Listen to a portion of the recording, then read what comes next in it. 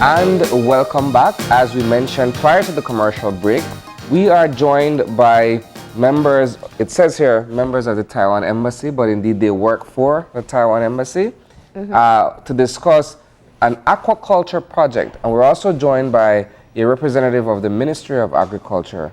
So we have Mr. Albert Dai. Good morning, sir. Good morning. We also have Mr. Pablo Hong.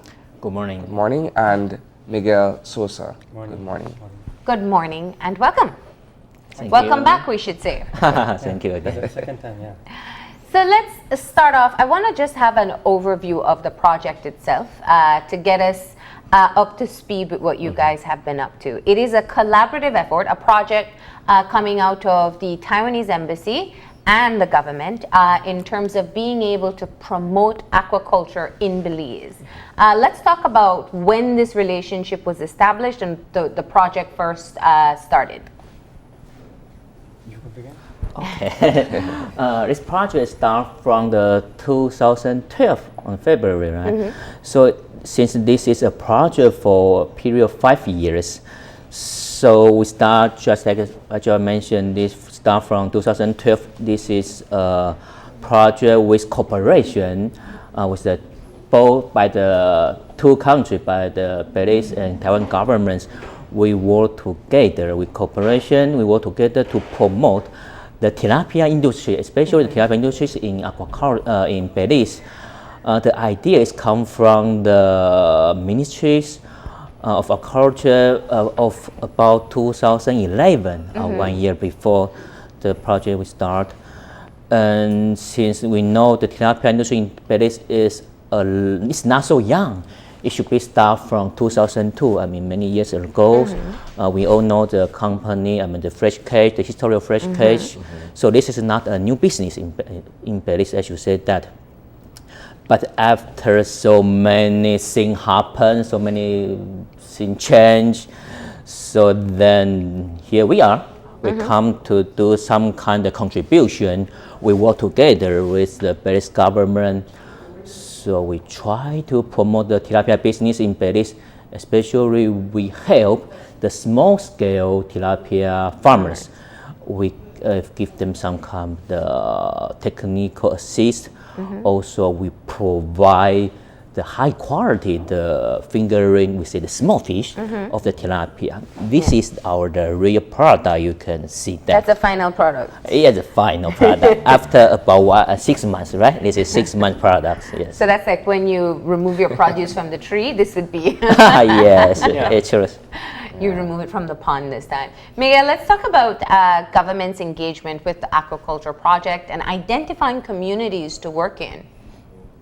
Okay, the government had requested this assistance from Taiwan because we knew we wanted to promote it as a type of diversification of rural agriculture, but we lacked a hatchery to do it. To get started, we needed the production of the baby fish, or as we call the fingerlings. Yeah. So the main part of the project was that, to establish a hatchery, which was established in Central Farm. We have a hatchery near the Belize River. It was inaugurated in May of 2015. And we started producing fingerlings from there even before, from August of 2014. We were just doing it while things were still being built. Yeah. And so the government has put part of the staff, the land, the utilities, and the Taiwanese put one unit vehicle, the government put another. And we have been active in extension services outside of the hatchery and in education. So those are the three components of the project. Yeah. It's necessary for promotion. Yeah. And we sell the fingerlings, and then it's the farmer who has to grow it up. Yeah. But we visit them at least once a month to double check that the fish are growing, Yeah. the water is clean, that the fish are getting the correct amount of food. So that means there's a government worker and a Taiwanese technician, Mr. Dai most of the time, who's going out there visiting the farmers in all the districts. Yeah. And in the districts, we have a lot of farmers in the Orange Walk and the Cayo districts. We have a few in Stan Creek. We have about 2 which we recently got in Corozal, so we're glad that we've already opened up some fish farming in Corozal. Yeah. So you see it. And Toledo district, Oh, wow. there was a project in 2016 where we piggybacked on a project with the Ministry of Health, where they were providing tilapia projects to 4 high schools to teach students about fish farming and to encourage people in the south to add fish as a protein to their diet. What have you found to be part of the reasons why people buy into the idea of tilapia farming? It's new, and not everyone has the know-how or feel that they are equipped with the capacity to be able to become a fish farmer. So when you go into these districts or rural areas and you talk to people about possibly farming tilapia, what are some of the reasons that they're skeptical and what eventually leads them to buy into it? Skepticism comes from the bad image that tilapia had from maybe a decade ago. Yeah. Yes. This was the experience with the wild-caught tilapia. Yeah. You know, tilapia escaped from Guatemala. They came into our Belize River. There were some attempts in the Belize rural valley. Again, they escaped into the river, and the quality of a tilapia from the river is sketchy. You're lucky if you get one that tastes good. You might be unlucky and you get one that tastes like the bottom of the river. Yeah. That's because the animal is a survivor, and if there's no food to eat, it will find something. It'll eat mud, which is why it used to taste like mud, right? Yes, The ones from the river. One from river. Yeah. they get the flavor from the sediment they eat at the bottom, and it stays in the flesh. Also the almonds. And then the fisherman comes along, catches it, and doesn't purge it. It's butchered instantly and sent to the market. So there wasn't even any time for the animal to flush out that flavor out of the meat. So that was the skepticism that they had. Yes. What led to the buying? The buying was a lot of marketing hard work. Yes, that's a really It was hard to challenge. change your mind? Yes, the challenge for Yeah. us. Yes, we do so many different promotion.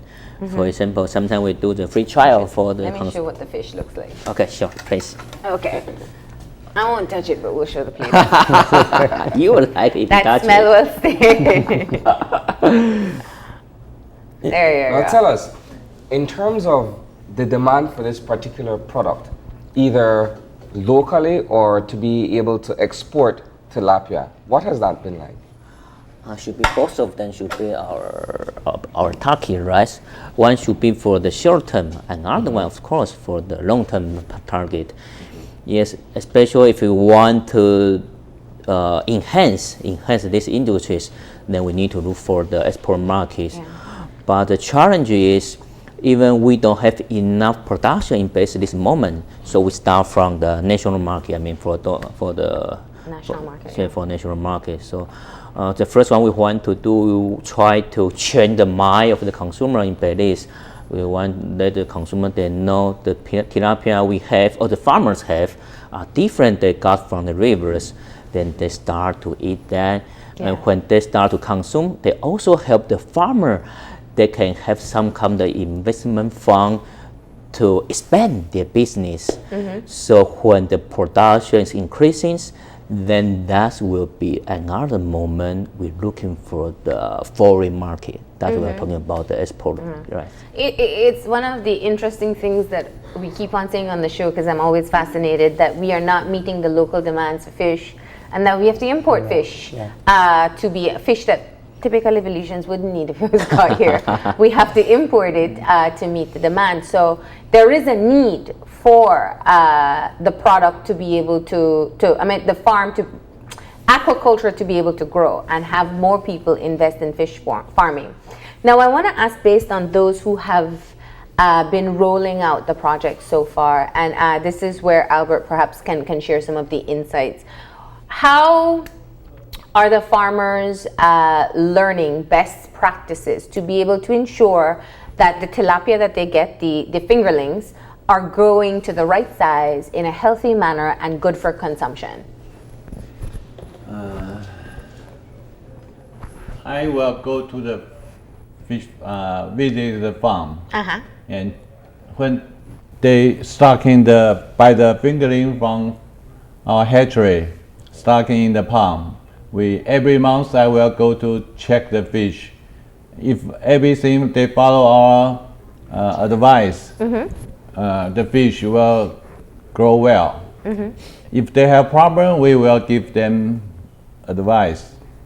And after several months, they can harvest.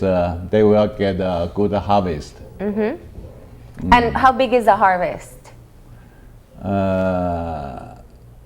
The harvest size is about that. Yeah, this Yeah. is for the commercial style. Okay, that's commercial. Yeah. 3/4 of a pound to a pound. Okay. Other size we And, And that takes how long, you said? about 5 months. 5 to months. 6 Okay. months. Yes. We at the hatchery will have the animal for maybe 6 to 8 weeks. But it's the farmer that has it for 5 months. Yes. The majority of the responsibility of getting the quality product comes from their hard work. Now, We just guide. there was an event on Friday, where there was the handing over of the hatchery, correct? Yes. Can you guys talk a bit about that? In terms of the handover from the Taiwanese The completion, unit, to the government of Belize? Yes. Yeah, it's been 5 years. Yeah. and Yes. This is the end of the project. Yeah. Yes, they have been with us for 5 years, and that's why the Belizean staff was there from the beginning Yes. to facilitate this handing over. It's already being assimilated. We're used to it already. Yes. Previous Taiwanese projects, it was mostly run by a full Taiwanese staff, and then on the day of the closing ceremony, boom, the government gets it, and they have to be responsible for it. Yeah. Sometimes with no experience behind. This one has been different, where we have both been Work together. Yeah. working Yeah. together from the start. So the work will continue Yes. even after they have left Central Farm. I believe this time it will be a sustainable project. I mean, since we work together from the initial, right? So I mean, this is not only a Taiwanese project. This is two country projects. So I believe the handing over, but I should say this should be like a continue events. I mean, it's a continue event. Yes, I believe by the GOB. Even the GOB work only, this project will be continue. They will continue all the function. They will provide all the service, just like when we Taiwan government are here. Yes. Yeah, farmers are still asking for fingerlings. It's a new year, and they will be stocking their ponds again. Yes. So we What's will the be here. what's the average size of farms that the farmers have? Most of the farmers, and I think it's about 120 across the country, we consider them small scale. Okay. So they might have 1 or 2 ponds. Yeah. They use these ponds to feed their families, give some to their neighbors, and sell to the village. Okay. So their sales are mostly right there at the farm gate. Yeah. They don't have to process it or ship it. Word of mouth helps them, and people come to the farm. Yeah. That's the majority. We do have about 5 people in the country though who have about 6 ponds, and More they than do this 6. to try and meet monthly sales to regular customers.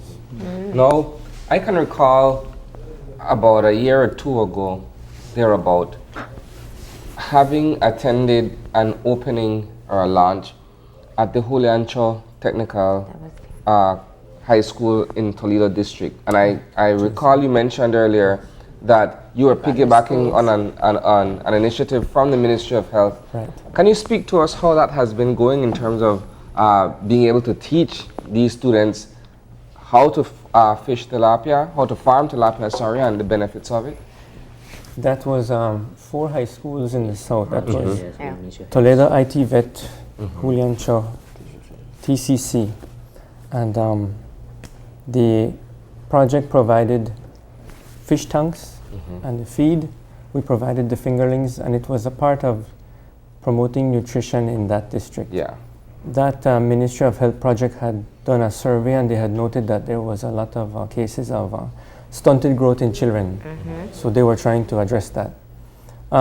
For the schools, they were interested in having tilapia.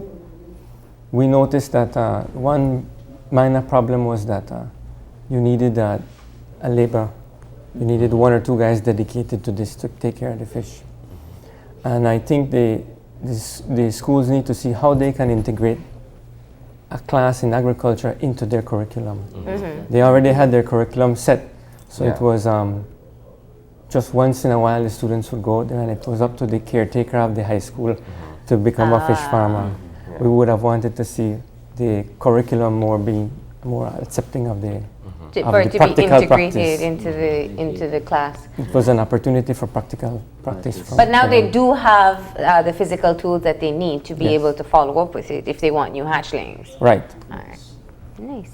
Now, let's look at the long term now. As you close off this particular project, what is the plan in terms of coming back, perhaps checking in, or following up on what has already been established for the aquaculture project? It should be like some kind of evaluation job or Yeah. the monitoring job. Yes, since from Taiwan government, we are running a procedure, we say the project cycle. So the evaluation stage is part of them. So maybe after 1 to 2 years, we will come back, we'll do some kind of monitoring and also the evaluation. One, to make sure all the function or all the benefits we left in this project, it could be continued, or even better, it can be expanded. So maybe after 1 to 2 years, there will be one especially the evaluation team from Taiwan. They will come to visit all the stakeholder. We say stakeholder, and to make sure all the benefit or all the impact has been continued. That's the idea. Sustainable, right? Continue. Yes. And what is the hope for the aquaculture tilapia farming industry? Do you want to see more small-scale farmers? Do you want to see larger commercial farms? What's the hope? A bit of both. We have a good number of small-scale farmers right now supplying the local population. Nothing hurts to see a bit more because they're generating income. Some of these farmers are farmers who have fruit trees. Yes. So this is an extra income for them. For example, when a hurricane blows through and all the flowers from the mango tree fall off, the tilapia in the pond are still okay. And that is something they can fall back on. Yes. For a larger producer, every larger producer we get a little bit closer to being able to export. Because if you want to export to Guatemala or Mexico, they don't come to buy 100 pounds every week. They come with a container full that they need to fill up when they're in Belize and head back with that thing full. So a bit of both. Yes. And what are the tools necessary to be able to become a tilapia farmer? In other words, people are watching the show right now, and many people think of how to diversify their income. You know, it can be very challenging to be able to get a new job or to pick up a new skill. What kind of tools will be necessary, and what kind of skill do you need to be able to farm tilapia? Yeah. You tell us, Albert, since you go and you do the checkups each time. They need a pump. They need a water supply and the water pump. And they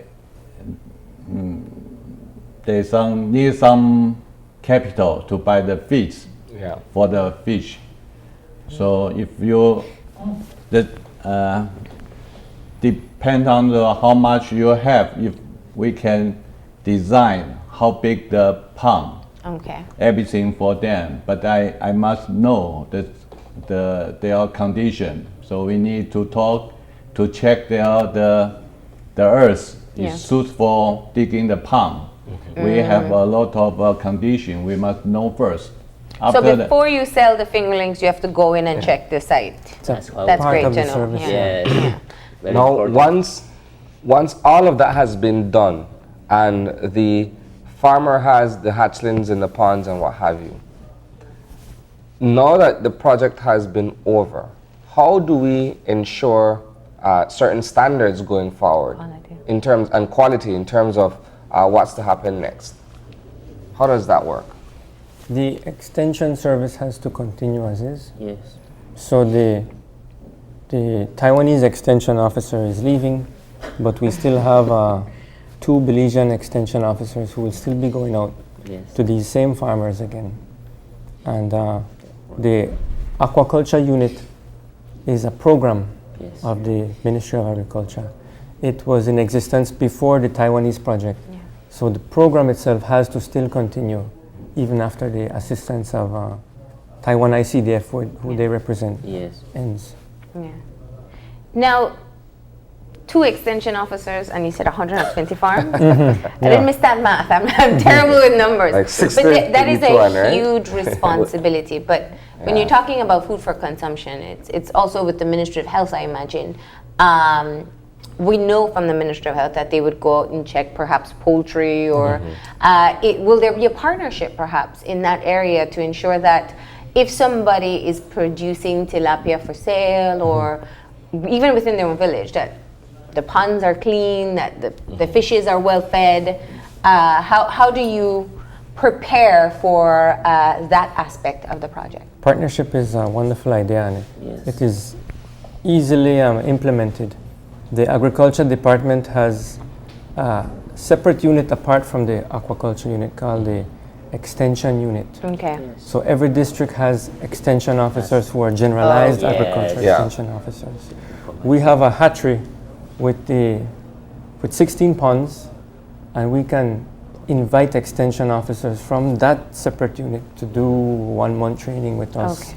We have a dormitory where they would be able to spend the night, and after 1 month training, they can go back to their districts where they are assigned to, and then we begin to link with them. Could be through cell phone, it could be through online meetings on the computer. We can help them with feedback, and when they have a problem that they can't solve on their own, then we would go out directly to meet them and to visit that farmer. I also believe most of them have received the training course during these 5 years, right? Most of them should have also received all the training during these 5 years. So We also have relationships with Baja. yes, Yeah. also about the sanitary issue. Yes. Yeah. So we maybe 1 year ago we start to touch this issue. When you talk about the sanitary issues, Yeah. we want to make sure the food security in the Belize. So Yeah. we start to promote. We show the producers how to keep their farm in good management, how to keep their records. I should say that, but I believe in Belize, generally, all the farmers, the tilapia farmers, they're really doing very well. Yeah. I believe in this moment, all the tilapia problem is very health and a good resource for the animal protein. How delicate is it, the farms, the ponds? Dedicated. The animal is delicate only in the hatchery phase. Yeah. Okay. So So they're very we have resilient a- once you Yeah. take them home. yeah, Yes. once they leave the hatchery, it's because we know they have the correct size and the correct weight to survive the trip and to survive the stocking. And it's a tough animal, so once the farmer gets it done, It should be they, not so you could take them out of the water for a minute or two and drop them back in, and they're very strong. Now, from an economic standpoint, in terms of supply and demand, do you see this industry, albeit a fledgling industry at this point, do you see this growing and taking off more among Belizeans? You have 120 individual farmers, if I may. Do you see this growing bigger over, let's say, a 5-year span? Yeah. Okay. So the idea is, yes, we have 120 producers in base right now, but just like Mr. Sosa mentioned, this moment, the big one, I should say, who achieved the business scale, not so many this moments. So we still have some space to expand this business in Belize because yes, there are still so many consumers that come to ask us where can they buy this fresh product because they want to enjoy this flavor but they cannot buy it so easily in this moment. So I believe in this moment the domestic market we still have the strong demand and the supply could be expanded. The domestic market has two things to it also. It is the Belizeans that buy it. Usually during the Lent season we have a peak. Yeah. Yeah. Yes. And then you have all these guests from abroad that come in November. Yes. And they come to the Caribbean looking for fish. And if the resort they're at doesn't get enough fish from the fisherman, this can be a substitute. A lot of these guests from abroad, they're already exposed to tilapia in their own home country. Yeah. And it is not a big step for them to ask for it. With Yes. a Belizean flavor to it, a Belizean twist to it. Yeah. So we can we can continue Yes. supplying the demand that is here. And what's the cost of the fingerlings? It's a 15 cents a fish. This moment. And the survival rate of once you take them to your pond? The survival rate around the ending when the farmer is harvesting Yeah. should be about 80%. Oh wow. You will lose some to birds, turtles, little alligators that get into the pond. Enjoy the birds, right? And, Mention the birds. Yeah. You have to mind your pond too, because if So you you don't lose have fingers, the alligators do, right? You have to be careful of the pond, yeah, you were saying? because some neighbors might like to see the fish too. Okay. Oh. But it's so So beautiful. the farmer needs to keep an eye on his investment. Yeah. All right. Well, it's great to have you here to be able to talk about the close of the project. Obviously, as you spoke about, there's still a lot more opportunities that people can take advantage of in terms of being able to access the fingerlings from the hatcheries and perhaps moving into their own farm as well, whether small scale or larger, right? How do people contact the hatchery? Where is it located? It is a central farm. It is the road you would take on the right-hand side through to the BDF camp, Yeah. further to the ferry. This is the ferry that takes you to the back of Spanish Lookout. We're a fish farm, so we have to be on the riverside. All right. Well, gentlemen, thank you very much for joining us today and being able to share the results of your project. Right? Thank you for having us. We're going to go ahead now and take a break, and when we come back, it's for a conversation with FECTAP, so stay tuned.